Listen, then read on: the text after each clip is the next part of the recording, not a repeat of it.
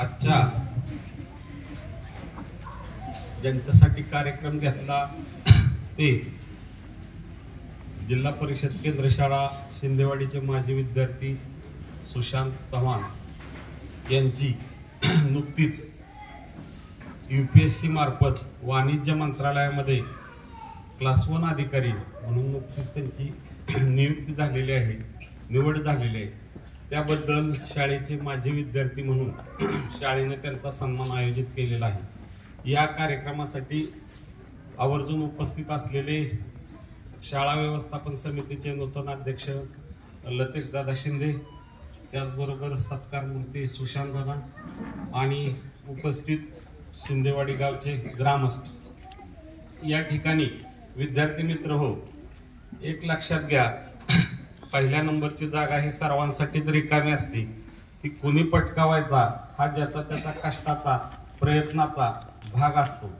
आज आपल्या शाळेच्या माजी विद्यार्थ्यांनी दिल्लीपर्यंत या ठिकाणी फार मोठं स्थान प्राप्त केलेलं आहे। थोडा आता या भाषणाच्या अवलोकनामध्ये की शिक्षण आपण कुठं घेतो हे फार महत्त्वाचं आहे। त्याचं शिक्षण जे आहे उच्च शिक्षण ते या महाराष्ट्रामधील नामांकित अशा वालचंद कॉलेजमध्ये झालं। COP आणि वालचंद कॉलेज ही एक नंबरची कॉलेज आहेत आपल्या राज्यामध्ये।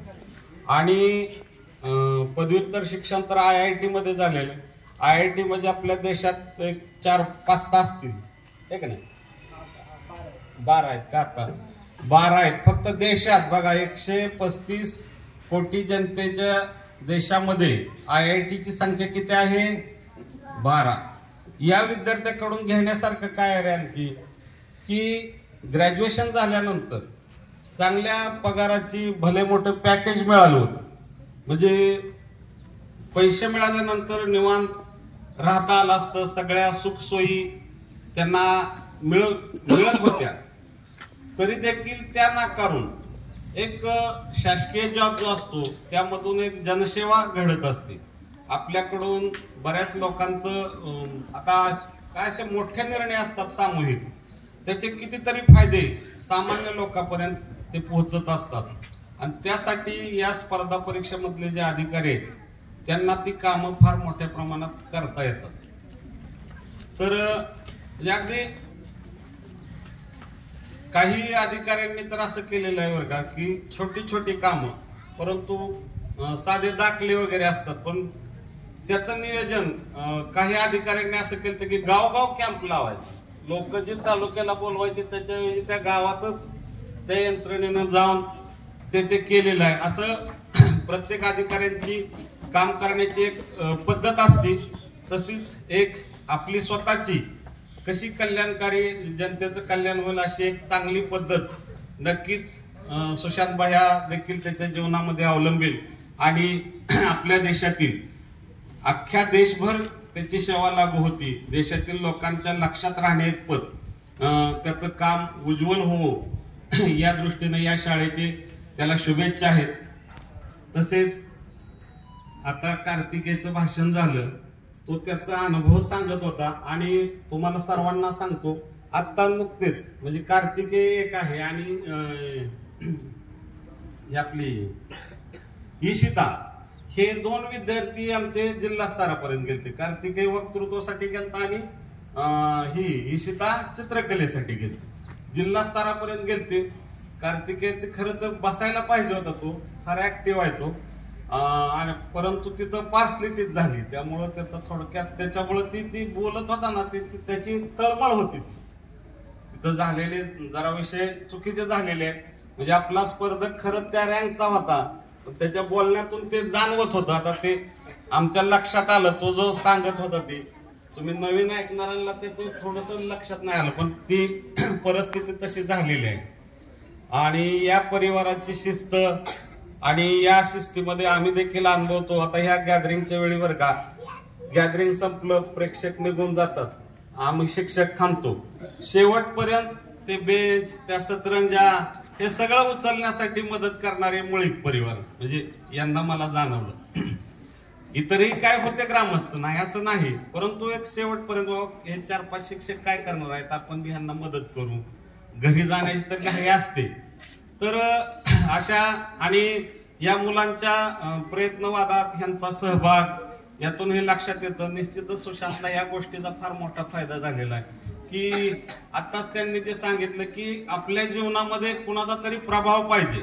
प्रभाव जर नसेल तर मग त्याला दिशाहीन ते जीवन होतं. त्यामुळे निश्चित आपल्याला कुणाची तरी भीती पाहिजे, कुणाला तरी भिलं पाहिजे. कुणाला तुम्ही भिणार नाही ही पद्धत म्हटलं की मग तुमच्या कोण नादी लागत. तर दिशा देण्यासाठी ही गोष्ट शिस्त अतिशय गरज आहे. सकाळी आमच्या शाळेतल्या एका विद्यार्थ्याला मारल्यामुळं आम्ही हनुमान विद्यालयामध्ये गेलतो. 4थीतल्या मुलाला एका 8वीतल्या मुलाने खूपच मारलं. गेलो आणि तिथं एक दुसरं असं की ज्युनियर कॉलेजच्या एका विद्यार्थ्याला शिक्षकाने काय शिक्षा केली असेल मग ते पालकच तिथं आलते. आता विषय काय होतो, जर पालकाने येऊन शिक्षकांना तिथं अपमानित केलं तर ते शिक्षक पुन्हा त्या विद्यार्थ्याकडे कशाला लक्ष देते ते. तुला नाही पटत राहिला तो हो बाजूला, म्हणजे नुकसान कुणाचं होणार आहे, त्या विद्यार्थ्याचं होणार आहे. आता ते पालक येऊन ते इतके गरम झालेले होते की तिथं नव्हते ते सर आणि परिपाठाची वेळ होती, आम्ही पण आलो लगेच. पण असं म्हणजे समजून घेतलं पाहिजे, अलीकडे शिक्षा तर सहसा कोण करत नाही, परंतु धाक हा पाहिजे. निश्चितच या परिवाराकडून मी हे शिकलेलो आहे आणि त्या परिवाराचा सदस्य नक्कीच वाणिज्य मंत्रालयापर्यंत जातो, दिल्लीपर्यंत जातो. म्हणजे यामध्ये मुळीक परिवाराचा फार मोठा वाटा आहे आणि ते आदर्श जे असतात लहानपणी मिळालेले ते जीवनभर त्या आदर्शामध्येच ती व्यक्ती वागत असते. निश्चितच मुळीक परिवाराचा हा आदर्श, या गावचा काय संस्कार आणि या गावची जी काय महती आहे ती सुशांत दादाच्या रूपाने दिल्लीपर्यंत पोहोचलेली आहे. ही आपल्या दृष्टीनं अतिशय अतिशय अभिमानाची गोष्ट आहे. आपला एक विद्यार्थी दिल्लीला गेला, ही गोष्ट खरंच खूप कौतुकास्पद आहे.